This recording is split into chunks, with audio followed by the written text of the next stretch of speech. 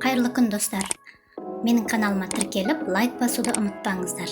Бүгін біз дәмханаларда пісіретіндей қылып қытырлап тұратын картошка фри жасайтын боламыз.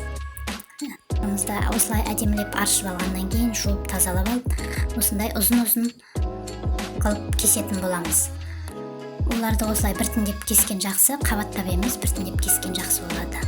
Осындай қылып кескеннен кейін қайнап тұрған суымызға салып, 1-2 минут пісіріп алатын боламыз.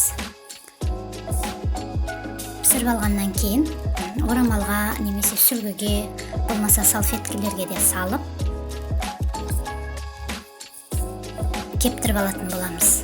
Әбден кептіргеннен кейін үстіне 2-3 қасық крахмал, күріш крахмалын салып араластырып, енді қызып тұрған табамызға салып қуырамыз. Әдемілеп қызартып қуырып аламыз, біркелкі етіп. Біздің картошка фриіміз дайын. Енді бұны соуспен немесе кетчуппен жеуге болады.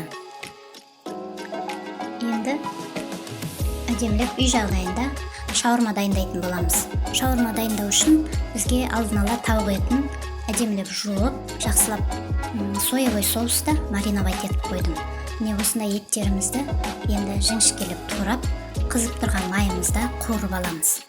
Бұл етіміз қуырылып жатқан кезде қиярды, помидорды ұзынша етіп турап аламыз. Және чим-чимнен жасалған корейский морковь дайындадым.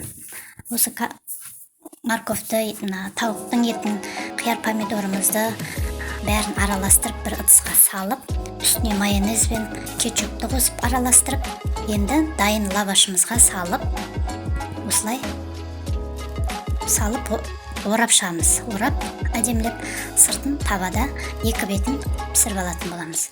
Біздің шаурмамыз бен картофель фриіміз дайын. Балаларға бір мезгіл жасап беруге болады.